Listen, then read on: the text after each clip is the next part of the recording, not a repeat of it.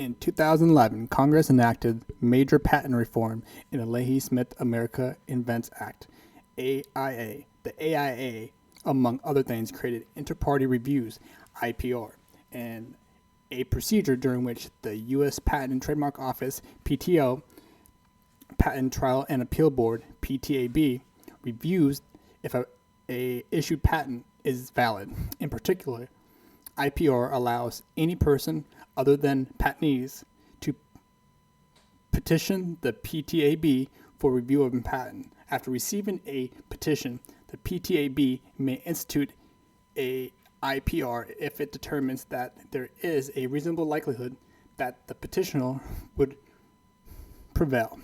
However, 35 U.S.C. Section 315B, the so-called time bar, provides that PTAB may not institute an IPR if the petition is filed more than a year after the date on which the petitioner is served with a complaint alleging infringement of the patent under 35 U.S.C.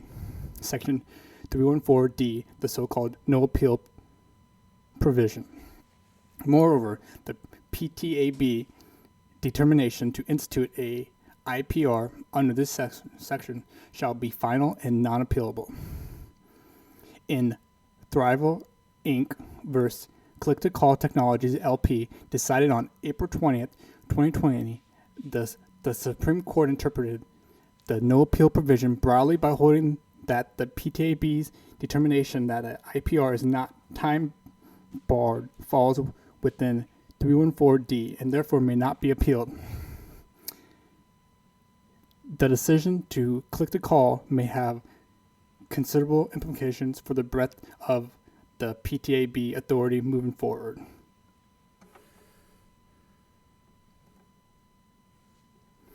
Under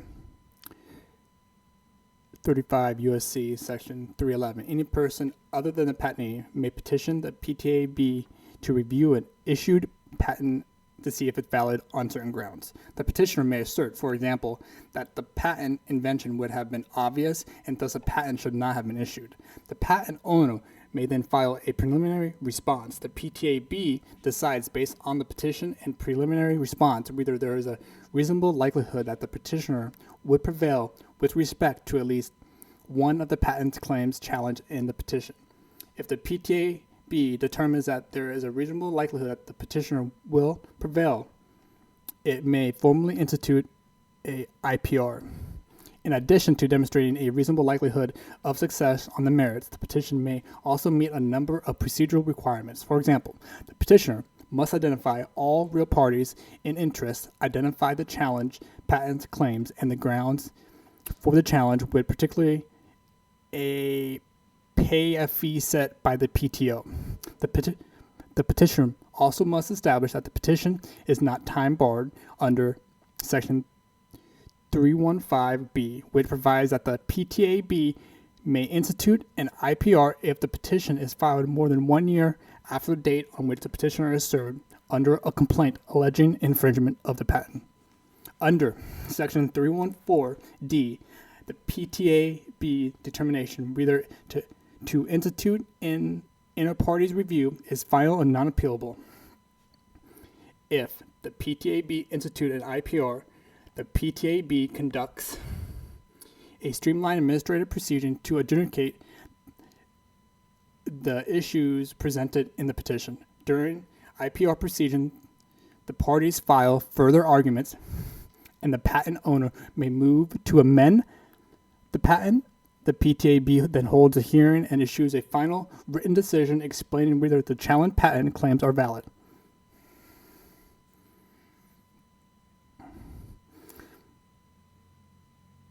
Kazoo Speed Technology LLC vs. Lee. Parties have been litigating the scope of the no appeal provision since IPR first became available. In fact, the first Supreme Court decision to address IPR, Kazoo Speed Technologies LLC vs. Lee, involved the scope of no appeal provision. Kazoo, a patent owner, argued that the PTAB had improperly instituted an IPR because it invalidated certain patent claims on bases only implicitly raised in the petition. Thus, counsel argued that the petition had not identified the challenge claims on the grounds, particularly as required by 35 U.S.C. section 312A3. The Supreme Court held that the no appeal provision rendered the PTAB's decision to institute on those bases non-appealable, while the Supreme Court recognized a strong presumption in favor of judicial review that could only be overcome by clear and convincing indications from Congress.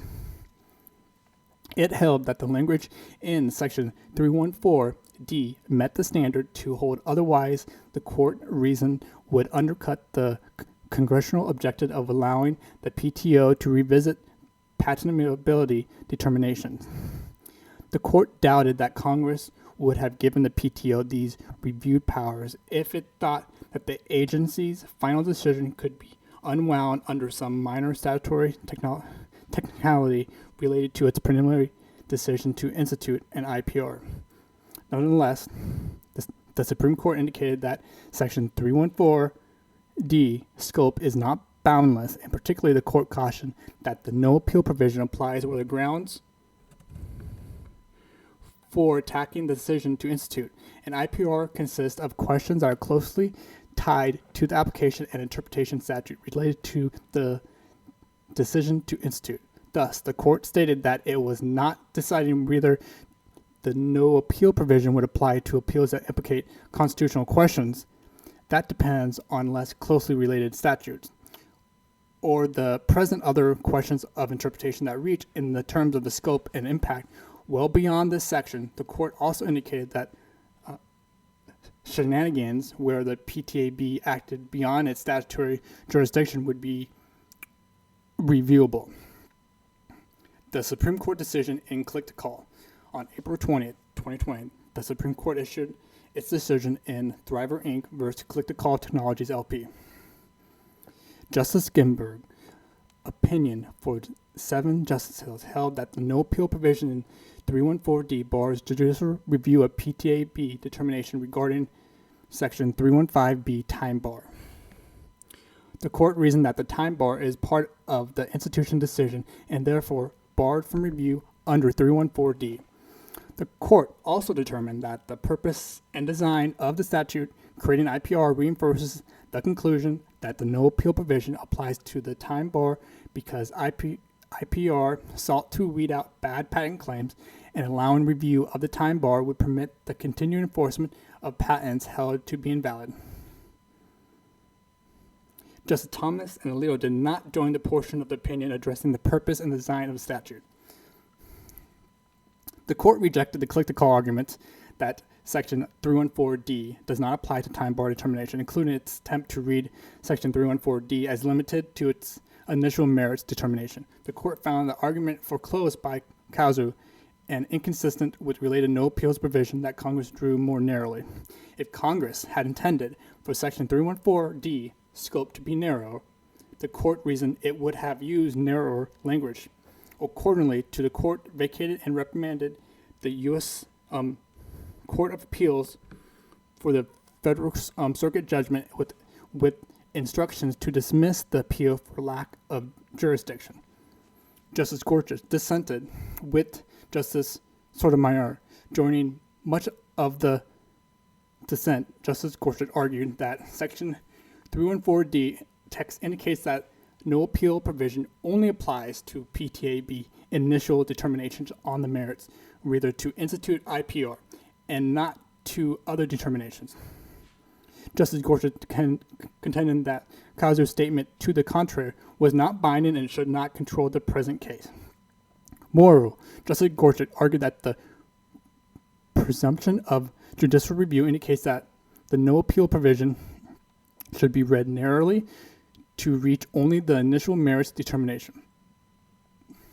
Justice Gorsuch also opined that the court's precedent interpreting the IPR statute shifted too much power to the PTO at the expense of the court, particularly considering that the director of PTO is a political appointee. Finally, Justice Gorsuch criticized the court's previous decision upholding the IPR constitutionality as part of a trend of handling over judicial powers involving the deposition of individual rights to executive agency officials. The central question in click to call is one for congressional intent, whether Congress intended for Section 314D to bar appeals of PTAB determinations that Section 315B time bar applies. Accordingly to the decision raises questions regarding whether the court is interpreting the law as Congress intended. Should Congress disagree with the outcome of the call, it could abrogate the decision statutorily by clearly indicating that the time bar appealable.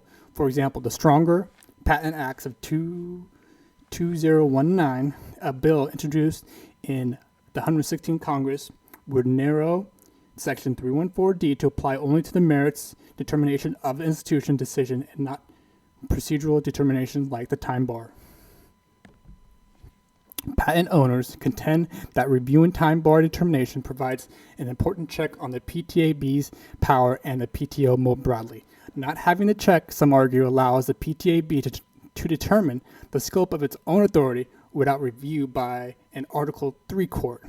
If Congress chooses to reverse the result and click to call, judicial review of the time bar determination may result in IPR dismissal after patent claims are invalidated by PTAB. Supporters of the appellate review contend that because those IPRs are time barred, they should not have been instituted in the first place. Under this view, appealability may uphold the balance Congress created in the AIA and help to protect investment needed to receive a patent in the first place. Allowing judicial review of time bar determinations, however, may raise the possibility that the PTAB patent invalidation will be set aside because courts disagree with the PTAB's time bar conclusion. This may expose petitioners who successfully invalidated a patent at the PTAB to infringement liability when a merits determination is undone based on procedural defects. For example, in a click to call, potentially face a new patent damage trial with more than $100 million at stake. After the federal circuit, without disturbing the PTAB decision based on the merits, set aside the PTAB invalidation of the patent based on time bar issues. Moreover, parties expend significant resources litigating IPRs. Patent challengers contend that those resources would be wasted if the IPR could be later dismissed on appeal due to time bar issues, thereby arguably frustrating the congressional purpose of IPR, providing a faster, more affordable alternative to district court litigation.